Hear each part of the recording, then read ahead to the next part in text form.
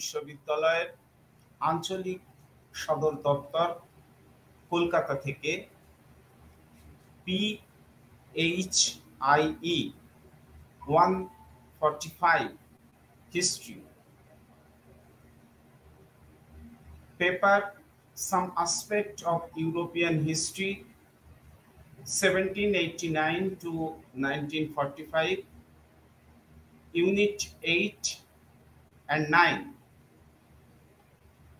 এই আলোচনায় আমি অঞ্জন কুমার বসু আজকের সমস্ত পাঠক সমাজকে স্বাগত জানাই। আজকে আমার আলোচনার বিষয়বস্তু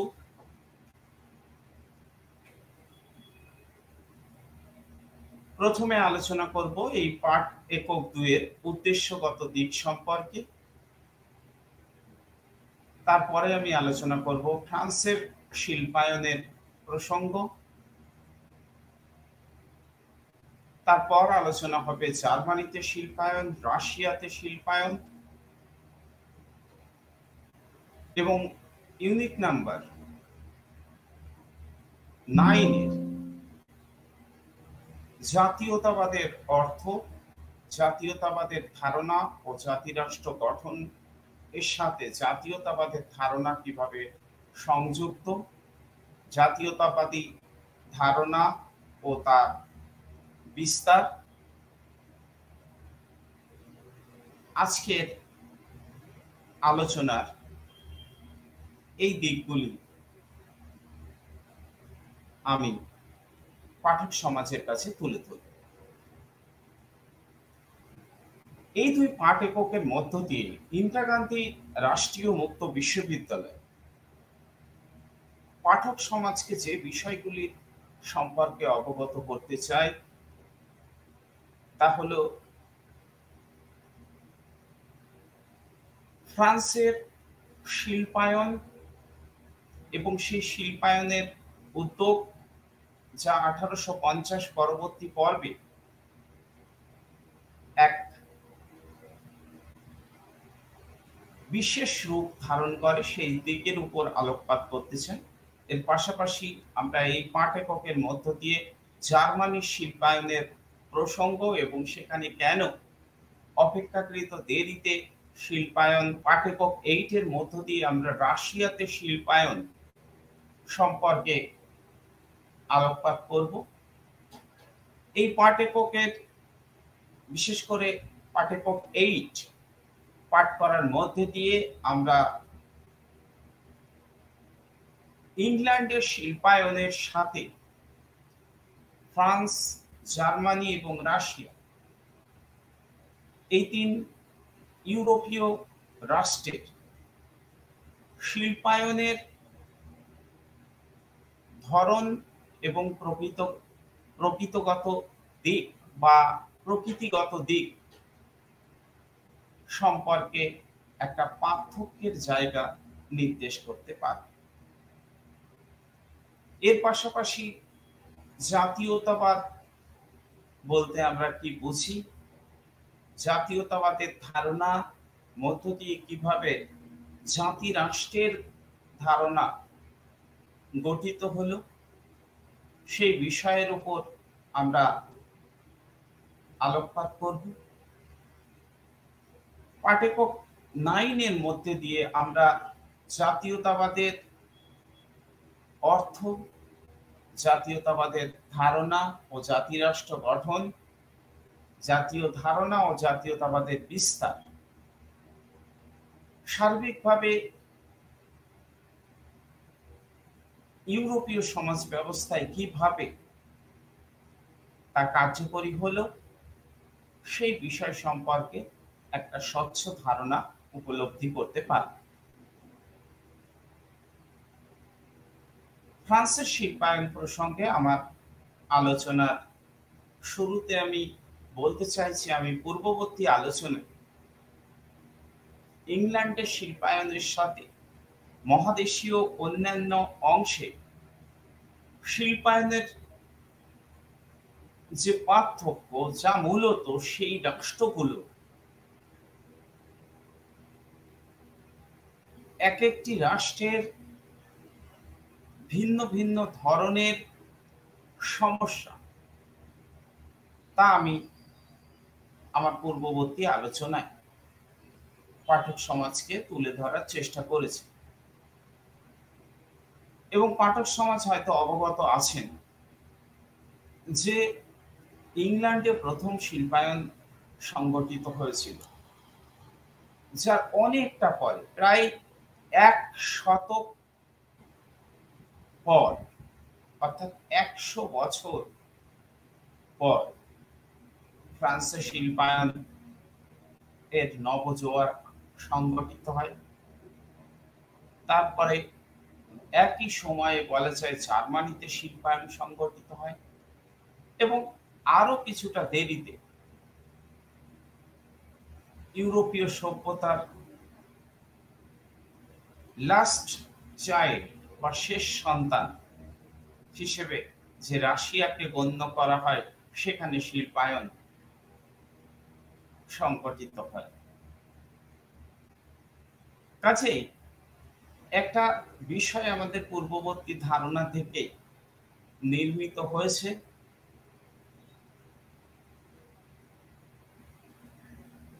ইংল্যান্ডের শিল্পায়ন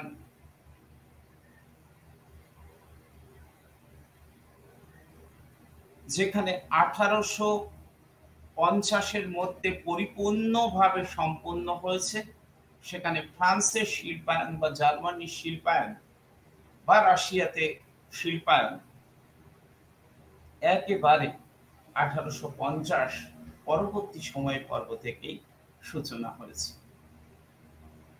কাজেই আর্টিকেল 8 যার আলোচনার বিষয় ইন্ডাস্ট্রিয়ালাইজেশন 1851 to 1941, এই পর্বে ফ্রান্সের শিল্পায়ন, জার্মানির শিল্পায়ন এবং রাশিয়ার শিল্পায়ন আমাদের লক্ষ্য করতে হবে। প্রথমে ফ্রান্সের শিল্পায়ন প্রসঙ্গে আমরা আমাদের আলোচনার শুরুতে বলতে চাই, সপ্তদশ শতকের ফরাসি মন্ত্রী কলবেয়ার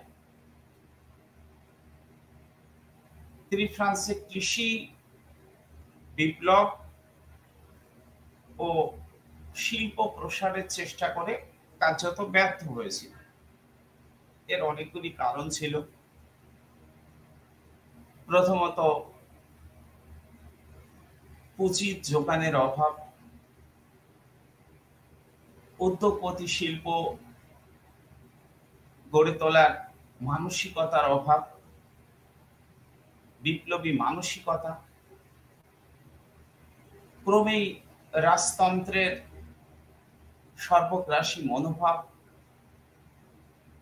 সব মিলিয়ে ফ্রান্স একটা দোলাচলের মধ্যে দিয়ে সপ্তদশ শতকে চালিত হয়। এমনকি বৈজ্ঞানিক আবিষ্কার,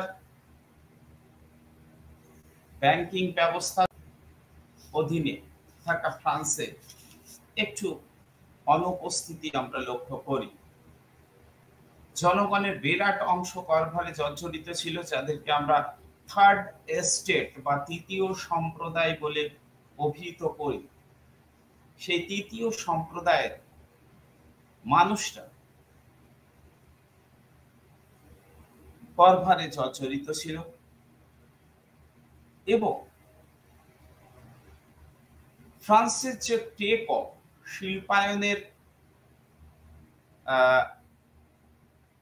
উড্ডয়ন পর্ব বা বলা যায় নবজোয়ারের শিল্প বিকাশ, তা কিন্তু 1850 নাগাদ তৃতীয় নেপোলিয়নের শাসনকালে সংগঠিত হয়, যেখানে পাঠক সমাজ ইতিমধ্যে জেনেছেন যে ইংল্যান্ডের শিল্পায়ন প্রক্রিয়ার একটা মোটামুটি সময়কাল হিসেবে ধরা হয় 1750 থেকে 1850। সেখানে ফ্রান্সের শিল্পায়ন প্রক্রিয়াটাই শুরু হচ্ছে 1850-এর সময় পর্ব থেকে তৃতীয় নেপোলিয়নের রাজত্বকাল, অর্থাৎ নেপোলিয়ন বোনাপার্ট যিনি তার কর্মদক্ষতার মাধ্যমে সমগ্র বিশ্বে বিশেষ এক মর্যাদা প্রতিষ্ঠা করেছিলেন, তিনিও মহাদেশীয় ব্যবস্থা বা কন্টিনেন্টাল সিস্টেম জারির সময় আমরা দেখেছিলাম যে একটা শিল্প উদ্যোগের প্রচেষ্টা শুরু করলেও ব্রিটেনের শিল্প সামগ্রীর কাছে তার শিল্প উদ্যোগ ছিল অতি সীমিত এবং ব্রিটেনের পণ্যের চাহিদা সমগ্র মহাদেশ সহ ফ্রান্সেও যথেষ্ট পরিমাণে ছিল, যে কারণে মহাদেশীয় অবরোধ ব্যবস্থা জারি করার পর নেপোলিয়ন বোনাপার্টকে যথেষ্ট সমস্যার সম্মুখীন হতে হয়েছে। যাই হোক, আমি বলতে চাই 1815 সালে যখন নেপোলিয়ন বোনাপার্টের পতন সংগঠিত হচ্ছে এবং ভিয়েনা কংগ্রেস, অস্ট্রিয়ার রাজধানী ভিয়েনাতে ভিয়েনা কংগ্রেসের মধ্য দিয়ে নেপোলিয়নীয় শাসনে সমস্ত চিহ্ন স্বরূপ দিকগুলোকে মুছে ফেলার একটা প্রচেষ্টা সমগ্র ইউরোপ তথা ফ্রান্সে চালু করার উদ্যোগ মেটারনিখ সহ ইউরোপীয় নীতি নির্ধারকের দায়িত্ব নিজেদের হাতে তুলে নিয়েছিল। সেই পর্বেও আমরা দেখতে পাচ্ছি যে ফ্রান্সের যান্ত্রিক শিল্পের ভিত্তি ছিল খুবই দুর্বল। একটা সমীক্ষা থেকে জানা যাচ্ছে ফ্রান্সের মাত্র 15টি শিল্প কারখানায় বাষ্পীয় ইঞ্জিন ব্যবহার করা হতো এই সময়।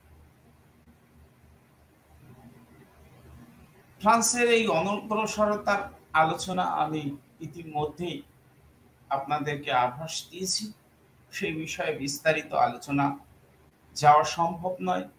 সীমিত সময়ের মধ্যে আমার সমগ্র বিষয়টাকে আপনাদের সামনে তুলে ধরতে হবে। ফলে ফরাসি বিপ্লবের ফলে ফ্রান্সে যে আন্তঃশুল্ক, গিল্ড প্রথা ও শিল্পের উপর সরকারের নিয়ন্ত্রণ লোপ পায় এবং ফ্রান্সে মধ্যযুগীয় সমাজ ব্যবস্থা বিপ্লবের অভিঘাতে একেবারে ভেঙে চুরে দুমড়ে মুচড়ে যায়। নেপোলিয়ন সমগ্র ফ্রান্সে একই আইন প্রশাসন ব্যবস্থা চালু করেন এবং যাকে আধুনিকীকরণ বলা যায়, তাতে করেও কিন্তু ফ্রান্সের শিল্পায়নের প্রসার সংগঠিত হয়নি। নেপোলিয়নের পতনের পরেও এই প্রগতিশীল ব্যবস্থা অক্ষুণ্ণ রাখা হলেও শিল্প বিপ্লবের উপযোগী পটভূমি কিন্তু ফ্রান্সে তৈরি হচ্ছে না। 1815 থেকে 1848 পর্যন্ত ফ্রান্সের শিল্পের যে ইতিহাস তা পর্যালোচনা করলে একটা মন্থর গতি, অর্থাৎ খুব ধীর গতিতে শিল্পায়নের একটা প্রবণতা কিন্তু আমরা ফ্রান্সের ইতিহাস পর্যালোচনা করে দেখতে পাই। 1830-এর পর থেকে বিজ্ঞান এবং কারিগরি সেক্টর, যন্ত্র তৈরির উপরে দৃষ্টি দেওয়া হয়, কারিগরি বিদ্যার প্রসার ঘটানোর উদ্যোগ নেওয়া হয়। এমনকি একটা পরিসংখ্যান থেকে এটাও দেখা যাচ্ছে যে ঢালাই লোহার উৎপাদন প্রায় 3 গুণ বৃদ্ধি পাচ্ছে 1821 থেকে 1847-এ যে, অর্থাৎ এই পর্বে শিল্পায়ন কিছুটা হলেও একটা গতিশীলতার দিকে এগিয়ে চলেছে এবং বলা যায় তৃতীয় নেপোলিয়নের সময়কাল, যেটা আমরা ধরছি 1850। এই সময় থেকে দ্বিতীয় সাম্রাজ্যের সময়কাল চালু হলে 1851 থেকে ফ্রান্সের শিল্পায়নের উড্ডয়ন আরম্ভ হয়। এক্ষেত্রে 1815 বাষ্পীয় ইঞ্জিন ব্যবহারের যে সীমাবদ্ধতা ছিল 1871 তা দেখা যাচ্ছে 26,147টি বাষ্পীয় ইঞ্জিন ফরাসি শিল্পে ব্যবহৃত হচ্ছে। রেলপথের বিস্তার হচ্ছে। 1850 যেখানে 2000 মাইল ছিল, 1870 সেখানে দাঁড়াচ্ছে 10,000 মাইল। বুঝতেই পারছেন কি গতিতে এই বৃদ্ধি। কারখানাগুলো থেকে প্রচুর পণ্য সামগ্রী সরবরাহ করা হচ্ছে। তৃতীয় নেপোলিয়ন বিভিন্ন ব্যবস্থার দ্বারা শিল্প সংগঠনে উৎসাহ প্রদান করছেন এবং কোম্পানিগুলি কয়লা, লোহা প্রভৃতি শিল্পে মূলধন বিনিয়োগ করছে। ব্যাংক অফ ফ্রান্সকে ঋণ দানের জন্য বিশেষ নির্দেশ দেওয়া হচ্ছে। ক্রেডিট মবিনিয়ার, ক্রেডিট ফ্রাসিয়ার প্রভৃতি শিল্প ব্যাংক, যেমন ভারতবর্ষের ক্ষেত্রে IDBI bank, industrial development bank IDBI সহ অনেক ব্যাংক যারা শিল্প ঋণ দেওয়ার ক্ষেত্রে সরকারের বিশেষ নির্দেশকে সামনে রেখে তাদের কর্ম প্রক্রিয়া চালায়। সেই রকম ভাবে ফ্রান্সে ক্রেডিট মবিনিয়ার, ক্রেডিট ফাসিয়ার এরকম ব্যাংক স্থাপিত হচ্ছে।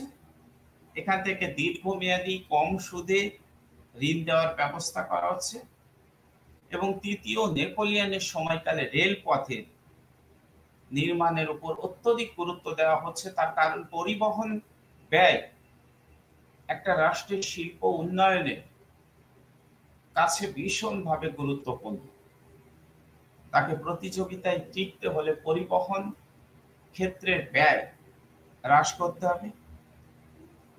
রেলকে আশ্রয় করে ফ্রান্সে শিল্পে এই নব জোয়ার শুরু হচ্ছে। রেল নির্মাণের জন্য কয়লা এবং লোহার প্রয়োজন হলে এই দুই শিল্প প্রসার লাভ করছে।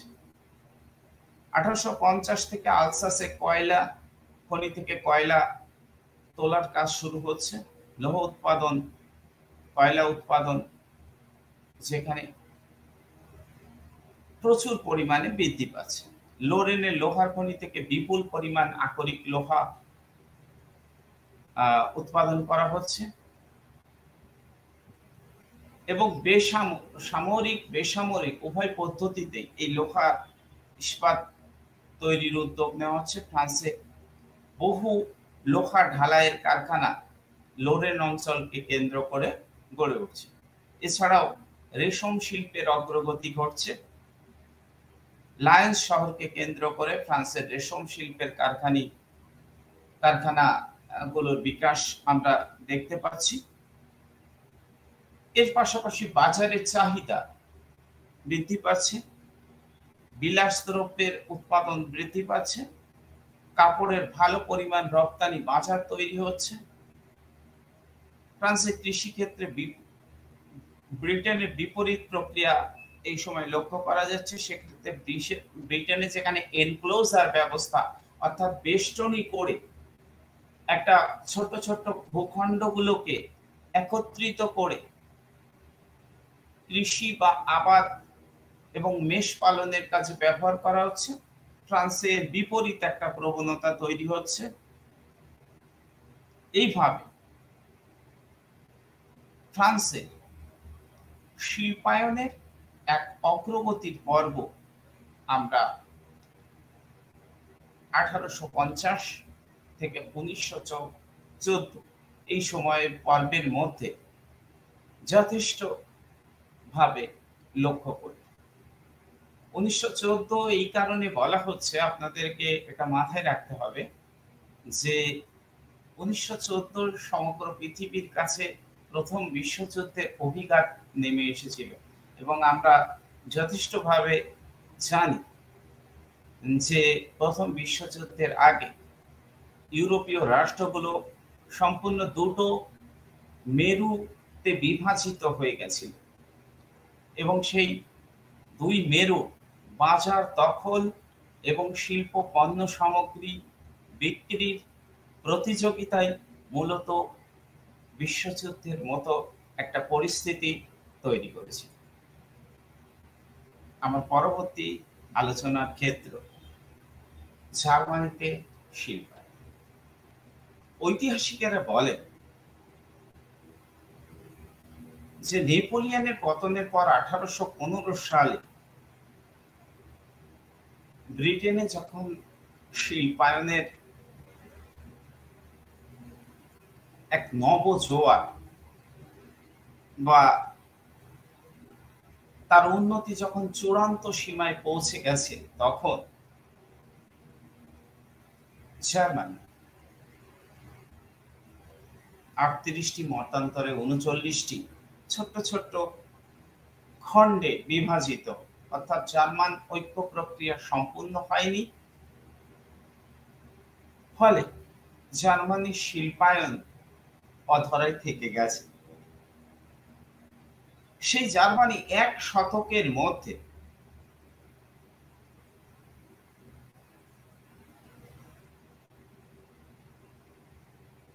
অর্থাৎ 1914 মধ্যে ব্রিটেন ও ফ্রান্সের প্রতিদ্বন্দ্বী শিল্প উন্নত রাষ্ট্র হিসেবে এবং সামরিক শক্তিতে বলীয়ান একটা রাষ্ট্র হিসেবে উঠে আসে। জার্মানির এই অগ্রগতি শুধুই কি রাজনৈতিক দিক থেকে? না, এই অগ্রগতির মূলে ছিল জার্মান শিল্পপতিদের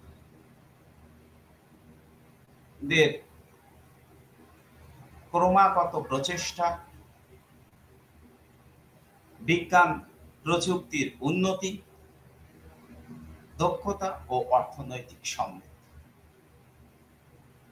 এই জন্য অর্থনীতিবিদ কেইন্স দাবি করেছিলেন জার্মানির ঐক্য রক্ত ও লক্ষ্য নীতির উপর ভিত্তি করে নয়, বরং কয়লা ও লোকনীতি উপর ভিত্তি করে জার্মানির ঐক্য প্রক্রিয়া সম্পূর্ণ হয়েছিল। এখানে আমি বলতে চাই যে ব্রিটেন যে দ্রুত গতিতে তার শিল্পায়নের বিভিন্ন ক্ষেত্র স্পর্শ করেছিল, উপনিবেশের বাজার তার কাছে সহজ প্রাপ্য হয়েছিল, জার্মানির কিন্তু সেই সমস্ত সুবিধা অর্জন করতে অনেক লড়াই করতে হয়েছিল, কেননা জার্মানি ঐক্যবদ্ধ ছিল। ফলে এই জার্মানি শিল্পপতিদের চাপে কিছু দিনের মধ্যে একটা চমকপ্রদ কর্ম প্রক্রিয়ার মধ্য দিয়ে অগ্রগতির পথ স্পর্শ করেছে। 1815 থেকে 1870 এই সময় ঐক্যবদ্ধ জার্মানি শিল্প গঠনের যুগ। 1870 থেকে 1924 ঐক্যবদ্ধ জার্মানির শিল্প গঠনের যুগ। প্রথম পর্বে জার্মানি প্রাশিয়ার নেতৃত্বে জোলভেরাইন এর মতো শুল্ক সংঘ গঠনের মধ্য দিয়ে জার্মানির সমস্ত অংশে একই ধরনের শুল্ক নীতি প্রয়োগ করে শিল্পের বাজার তৈরি করেছিল এবং খুব দ্রুততার সাথে রাশিয়ার নেতৃত্বে বিসমার্কের উদ্যোগে এবং জার্মান শিল্পপতিদের সফল প্রচেষ্টার মধ্য দিয়ে জার্মানির ঐক্য প্রক্রিয়াকে সম্পূর্ণ করা হয়েছিল। একই তালে তাল রেখে জার্মানির শিল্পায়ন এগিয়ে চলেছিল।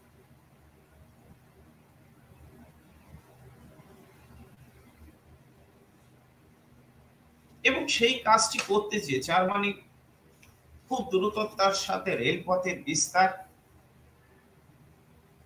এবং এই রেলপথের বিস্তারের ক্ষেত্রে ফেডারিক লিস্টের অবদান যথেষ্ট উল্লেখযোগ্য ছিল এবং জার্মানি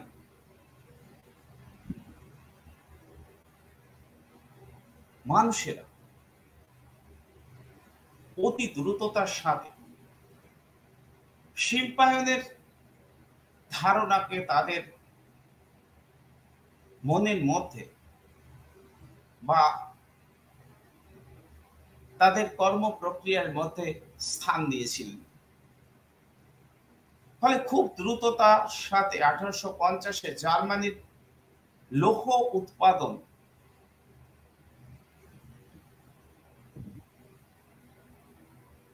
দুই লক্ষ টনে পৌঁছে যাচ্ছে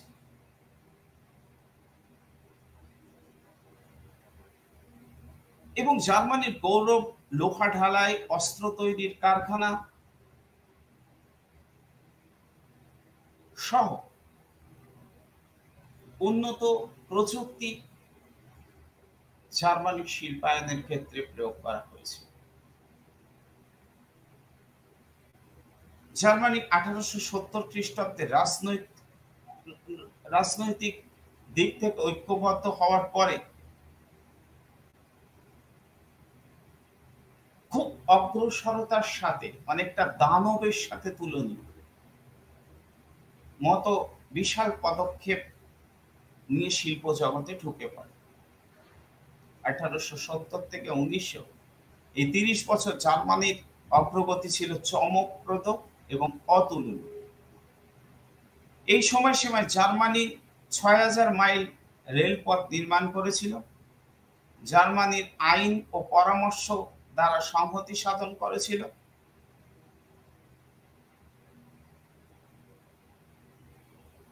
সরকারি উদ্যোগের পাশাপাশি বেসরকারি উদ্যোগ বেশি গুরুত্বপূর্ণ ভূমিকা নিয়েছিল। সরকার শুধুমাত্র আইনি পরামর্শ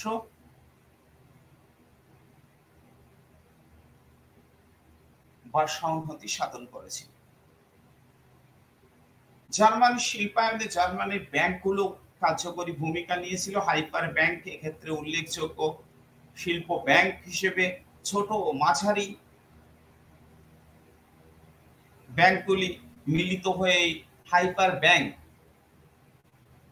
তৈরি করেছিল, যারা শিল্প পতিদেরকে পুঁজির যোগান সুনিশ্চিত করেছিল।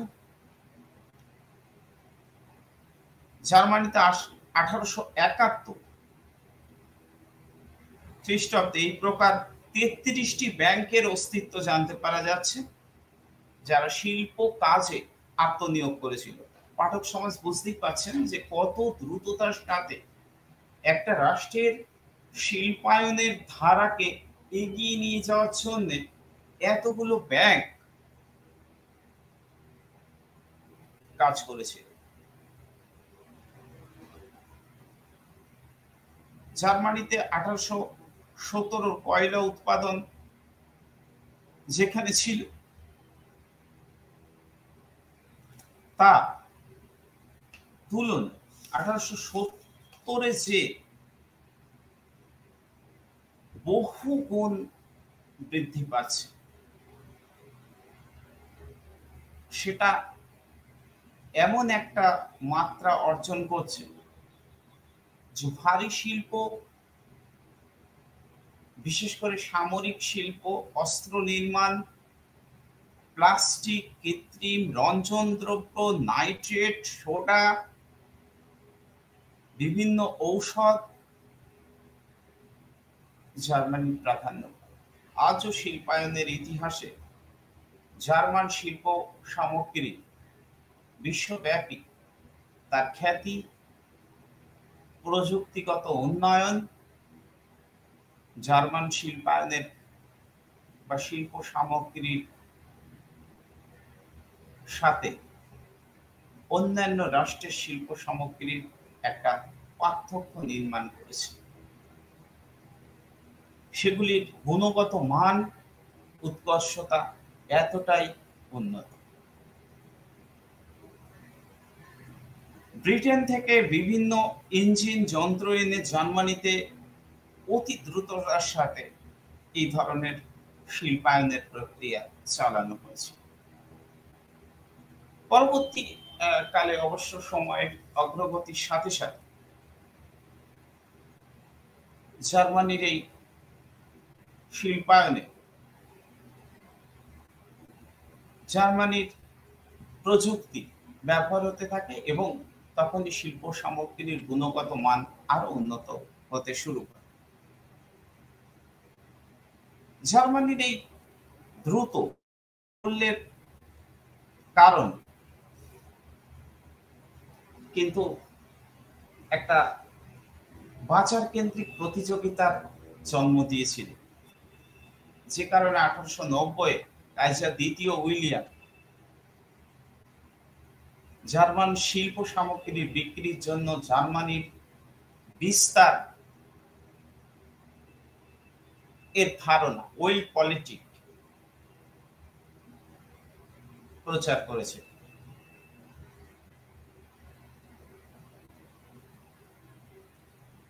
বুঝতেই পারছেন, দ্রুত জার্মানির শিল্পায়ন বাজার দখলকে রাজনীতিতে একটা নতুন মাত্রা সংযোজিত করল। ফলে প্রথমে ব্রিটেন ছিল, তারপর ফ্রান্সে শিল্পায়ন হলো, তারপর জার্মানিতে শিল্পায়ন হলো। ফলে সাম্রাজ্যিক লড়াইয়ের এক পরিবেশ বা বাজার দখলের এক ইতিহাস নতুন মাত্রা অর্জন। আমার পরবর্তী আলোচনার ক্ষেত্র রাশিয়াতে শিল্পায়ন। সময়ের স্বল্পতা আমাকে খুবই সংক্ষিপ্ত আকারে বিষয়ের উপর দৃষ্টিপাত করতে বাধ্য করছে। আপনারা স্টাডি মেটেরিয়ালস ভালো করে পর্যালোচনা করবেন এবং ভালো করে স্টাডি করলে এই বিষয় সম্পর্কে ধারণা আরো স্বচ্ছ হয়ে উঠবে। রাশিয়াতে শিল্পায়ন। রাশিয়াকে ইউরোপীয় সভ্যতার শেষ সন্তান, the last child of European civilization বলে দাবি করা হয়। সমস্ত দিক থেকে রাশিয়া ইউরোপের অন্যান্য দেশ বা ইংল্যান্ডের তুলনায় অনেকাংশে পিছিয়ে ছিল। শিল্পায়ন প্রসঙ্গ এর ব্যতিক্রম নয়। রাশিয়ার শিল্প উন্নতির ইতিহাস 100 বছর। এখানে প্রথম শুরু হয় 1861 সালে, যার দ্বিতীয় আলেকজান্ডারের ভূমিদাস মুক্তি আইন রাশিয়াতে একটা শিল্পায়নের পরিবেশ তৈরি করে।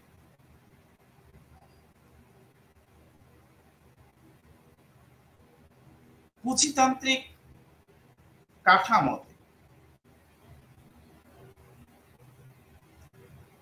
রাজতন্ত্রের প্রত্যক্ষ সক্রিয় সাহায্য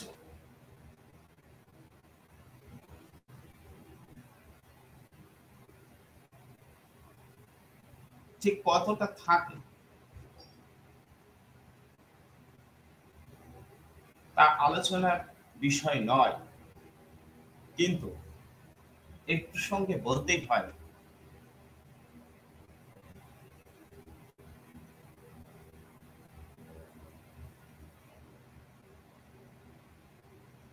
১৯২৮ খ্রিস্টাব্দের পরে পূর্ণ সমাজতান্ত্রিক কাঠামোতে এবং শ্রমিক শ্রেণী পরিচালিত সরকারের প্রত্যক্ষ সক্রিয় সাহায্যে রাশিয়াতে শিল্পায়ন এক বিশেষ মাত্রা পেয়েছে। তবে তার আগে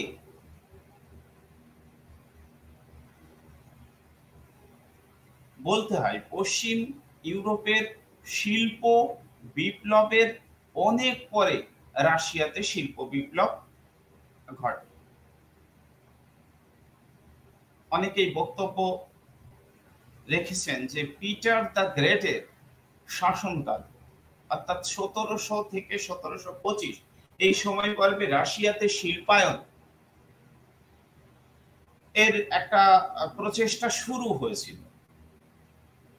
এই দূরদর্শী জার রাশিয়াকে আধুনিক করে তোলার জন্য নানা উদ্যোগ গ্রহণ করেছিলেন, কিন্তু মজার বিষয় হচ্ছে জারের শাসনকালে বা জারদের শাসনকালে রাশিয়া শিল্প উন্নত রাষ্ট্র নয়, কৃষি উন্নত রাষ্ট্রে হিসেবেই থেকে গিয়েছিল।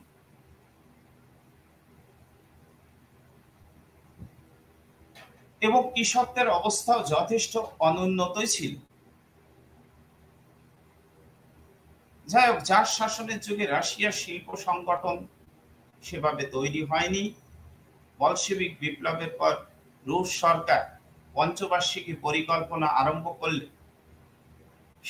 সেই সময় পর্ব থেকেই রাশিয়ার শিল্পায়ন এক বিশেষ মাত্রা পায়, যে কারণে পরবর্তীকালে ইউরোপীয় রাজনীতির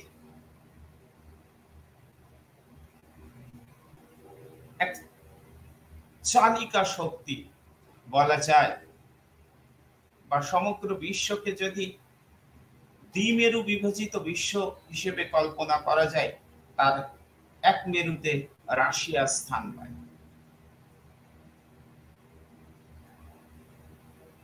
তবে গ্রেগরি গ্রাসম্যান, গার্শেনক্রন প্রভৃতি অর্থনীতি ইতিহাসবিদেরা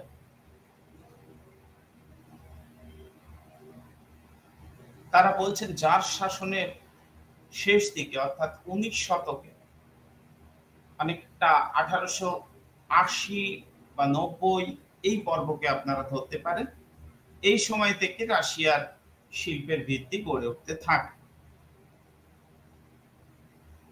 গ্রেগরি গ্রাসম্যান লিখছেন, Russia had a significant history of industrialization for almost a couple of centuries before the split of late 19th century. তবে ব্যক্তিগতভাবে বা বেসরকারি উদ্যোগে নয়, রাশিয়ার শিল্পায়ন হয়েছিল সম্পূর্ণভাবে রাষ্ট্রীয় উদ্যোগে। আপনারা ব্রিটেনের শিল্প বিপ্লব বা শিল্পায়নে দেখেছেন সেখানকার ব্যক্তিগত উদ্যোগের ভূমিকা। ফ্রান্সেও আপনারা তেমন একটা দেখেছেন, এবং জার্মানির ক্ষেত্রেও সেখানকার শিল্পপতিদের উদ্যোগটাকে আপনারা স্বাগত জানিয়েছেন। কিন্তু রাশিয়ার ক্ষেত্রে রাশিয়ার জনগণ বা ব্যক্তিগত স্তরে পুঁজিপতি শ্রেণী দ্বারা শিল্পায়ন সংগঠিত হয়নি। এখানে শিল্পায়ন হয়েছিল সম্পূর্ণ রাষ্ট্রীয় উদ্যোগ।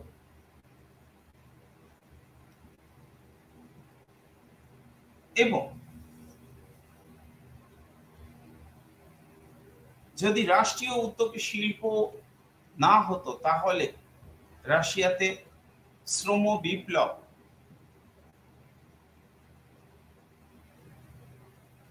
বিশেষ করে পেট্রোগ্রাড শহরে লেনিনের নেতৃত্বে বলশেভিক পতাকার নিচে শ্রমিক শ্রেণী সমবেত হওয়ার ব্যাপার থাকতো না। যাই হোক, যার সরকার বহুদিন ধরে রুশ দেশে শিল্প বিস্তারের একটা চেষ্টা চালিয়ে এসেছিলেন এবং যার দ্বিতীয় আলেকজান্ডার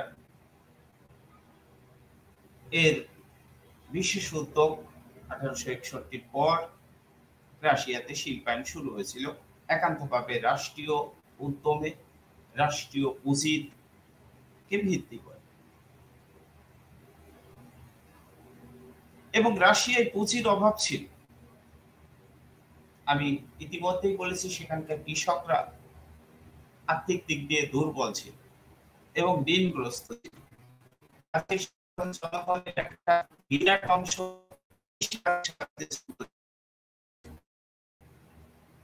অগ্রগতি যা তা 1860-এর আগে লক্ষ্য করাই যায়। এইসব কারণে রাশিয়ার শিল্প উদ্যোগ অপেক্ষাকৃত দেরিতে। অধ্যাপক দার্শেন ক্রন এর মতে সরকার শিল্প প্রসার নীতি গ্রহণ করেন 1860-এর পর থেকে এবং জার্মানির এই শিল্পায়নের রাশিয়ার এই শিল্পায়নের ক্ষেত্রে উল্লেখযোগ্য ভূমিকা গ্রহণ করেছিল সেখানকার অর্থমন্ত্রী এস.ওয়াই. উইটে, যিনি 1891 থেকে 9 বছর অর্থমন্ত্রীর পদে প্রতিষ্ঠান করেছেন। উইটে ব্যক্তিগত শিল্প উদ্যোগ গড়ে তুলতে রাষ্ট্রীয় সাহায্য বাড়িয়ে দিয়েছিল। শিল্প সম্প্রসারণের ক্ষেত্রে তার যথেষ্ট অবদান ছিল। উইটে জার্মান অর্থনীতিবিদ ফ্রেডরিক লিস্টের লেখার সঙ্গে পরিচিত ছিল। এমনকি তিনি শিল্প স্থাপনের জন্য সংরক্ষণ নীতিও গ্রহণ করেছিলেন। যাই হোক, পশ্চিমী যন্ত্রবিদদের সহায়তায় রাশিয়ায় কারখানা স্থাপিত হয়েছিল 1890-এর পর থেকে 1913-এর মধ্যে। খুব দ্রুততার সাথে প্রযুক্তি উন্নয়ন, পশ্চিমী সাহায্য সহযোগিতা, 1890-এর পর যার সরকার শিল্প গঠনের কাছে বেসরকারি উদ্যোগকে প্রাধান্য দিতে থাকেন এবং নানান ধরনের পরামর্শ, সরকারি সুযোগ সুবিধা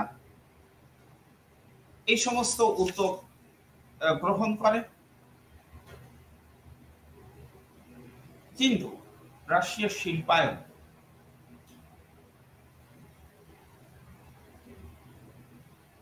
অপেক্ষাকৃত দেরিতেই সম্পন্ন হয় এবং এইভাবেও বাজার অর্থনীতিতে রাশিয়ার শিল্প সামগ্রী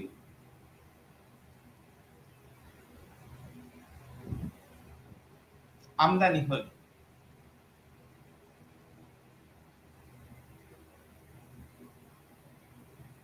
এক নতুন ধরনের প্রতিযোগিতা তৈরি হয়।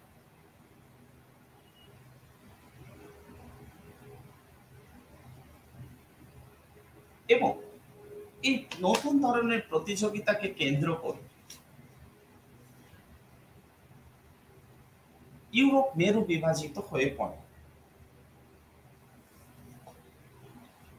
যার অন্তিম পরিণতি আমরা প্রথম বিশ্বযুদ্ধের মধ্যে দিয়ে দেখতে পাই এবং ক্রমে বিশ্বযুদ্ধ অন্তিমে বিশ্ব এক নতুন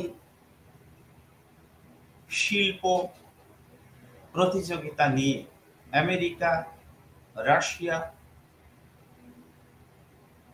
ক্রমে উঠে আসতে থাকে। ব্রিটেন, ফ্রান্স জার্মানি সেই প্রতিযোগিতায় ক্রমে পিছিয়ে পড়তে থাকে।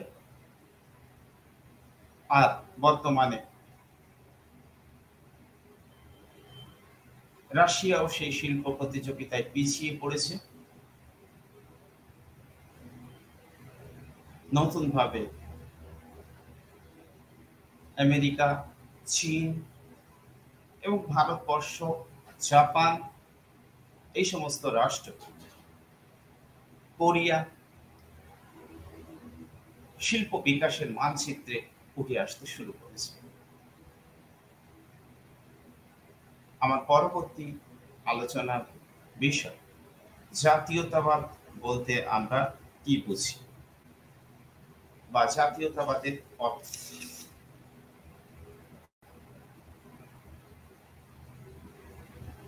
এই প্রসঙ্গে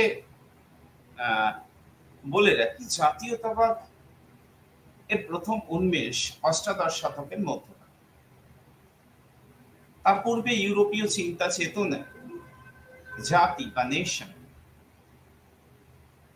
শব্দটি ব্যবহার লক্ষ্য করা যায়। মধ্যযুগে জাতীয়তাবাদ ছিল সার্বজনীন। ঐতিহ্যবাদীরা যেমন অ্যান্টনি স্মিথ, গটফ্রিড হার্ডার প্রমুখ জাতিত্বকে আবহকালীন ও সার্বজনীন বলে মনে করেন, কিন্তু এই ধারণা অনেকের কাছে গ্রহণযোগ্য বিবেচিত হয়নি। প্রকৃত রাজনৈতিক গুরুত্ব সহ জাতীয়তাবাদের ধারণা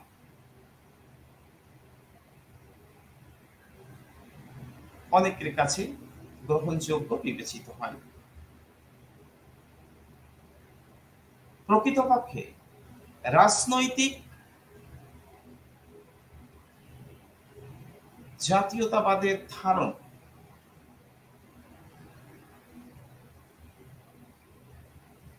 ফরাসি বিপ্লবের সময়কাল থেকে ইউরোপীয় চিন্তা চেতনায় লক্ষ্য করা যায়। তবে জাতীয়তাবাদ কি বা জাতীয়তাবাদের সংজ্ঞা আলোচনা প্রসঙ্গে বলতে হয় রাজনৈতিকভাবে স্বীকৃত একটা জাতি জাতীয়তাবাদের ধারণা।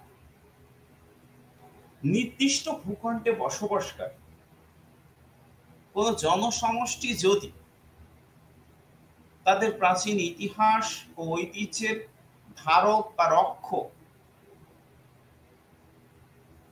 হয়ে ভাষা, ধর্মের দিক থেকে অভিন্ন থাকে এবং নানা বৈচিত্র্য মধ্যেও তাদের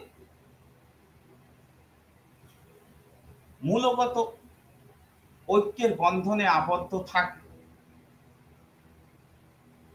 তবে তাদের মধ্যে জাতীয় চেতনা সঞ্চার হয়। আর এই জনসমষ্টি মনে যখন এই জনসমষ্টির মনে যখন জাতিগত চেতনা, অর্থাৎ আমরা ভারতীয় জাতি, এই জাতীয় চেতনা ক্রমবর্ধমান ভাবে গড়ে ওঠে, তার থেকেই জন্ম নেয় জাতি। যেমন ব্রিটিশ শাসন এবং শোষণের বিরুদ্ধে ভারতের সর্বস্তরের মানুষ ভাষার ভিন্নতা, আঞ্চলিক বিভিন্নতা সত্ত্বেও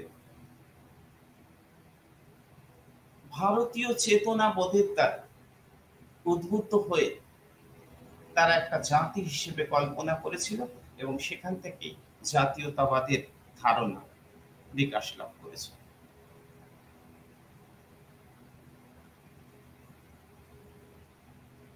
তবে সর্বক্ষেত্রে আমি যে যে বিষয়গুলোর কথা বললাম, অর্থাৎ ভাষা, ধর্ম বা ইতিহাস লালন করে আসা বা ইতিহাসকে চর্চা করা, এর ভিত্তিতেই সবকটা শর্ত পূরণ করলেই যে জাতীয়তাবাদের ধারণা বা জাতি হিসেবে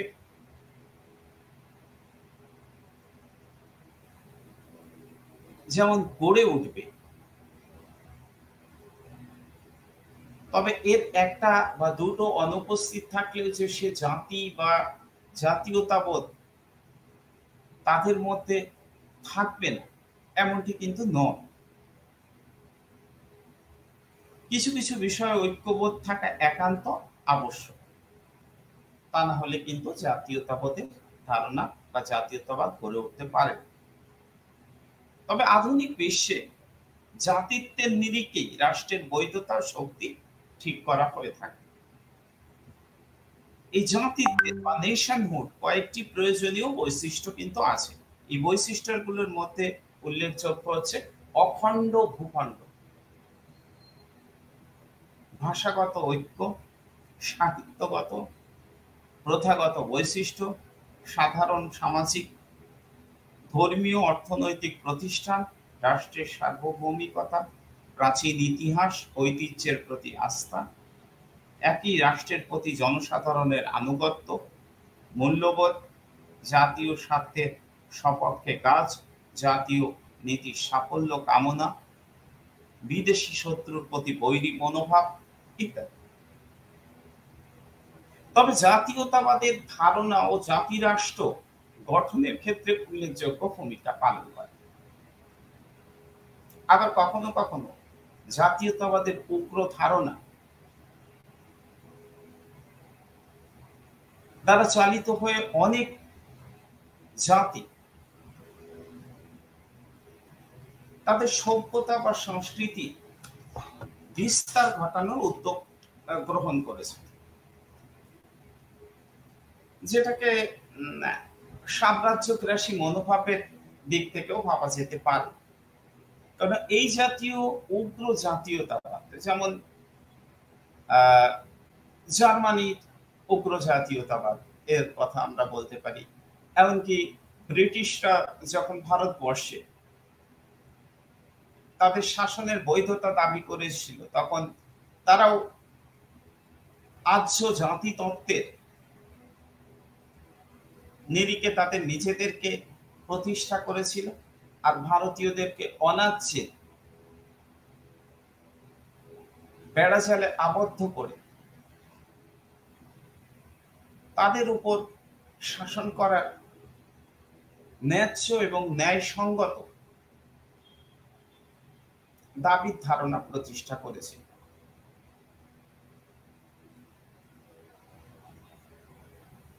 কাজে জাতীয়তাবাদ জাতি রাষ্ট্রের গঠনে উল্লেখযোগ্য ভূমিকা পালন করে। যেমন ভারতবর্ষ 200 বছর ঔপনিবেশিক শাসনের বিরুদ্ধে ভারতীয় জনগণের মধ্যে জাতীয়তাবাদী চেতনা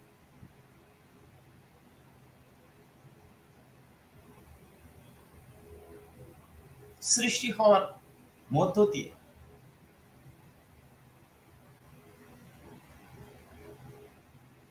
ব্রিটিশ শাসনকে সরিয়ে ভারতবর্ষ তৈরি করতে পেরেছে।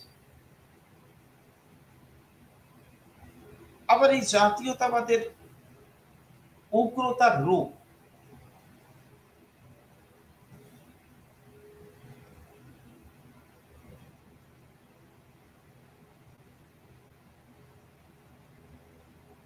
কখনো প্রতিবেশী অঞ্চল, কখনো বা একটা রাষ্ট্রের অখণ্ডতা,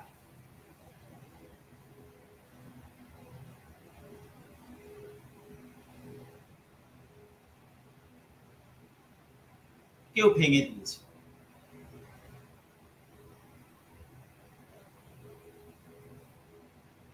জাতীয়তাবাদের ধারণা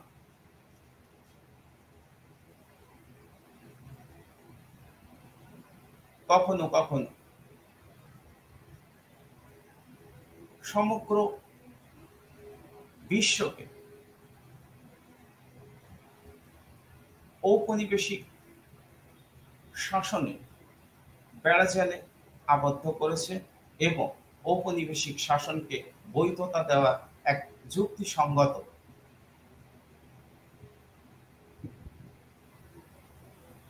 দাবি প্রতিষ্ঠা ব্যবহৃত হয়েছে, যদিও বিষয়টি একদমই ঠিক নয়।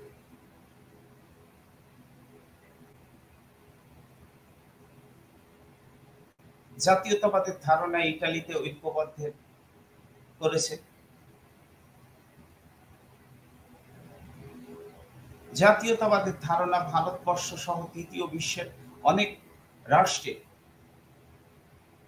ঔপনিবেশিক শাসনকে সরাতে সহযোগী তার ভূমিকা নিয়েছে। ফলে জাতীয়তাবাদের ধারণা সময়ের সঙ্গে সঙ্গে বিস্তার লাভ করেছে। যে বিস্তার জাতীয়তাবাদে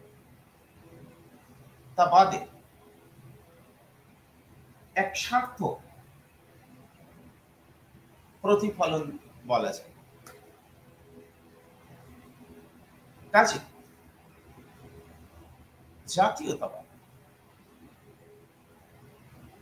কে আমরা দুই অর্থে ব্যবহার করতে পারি।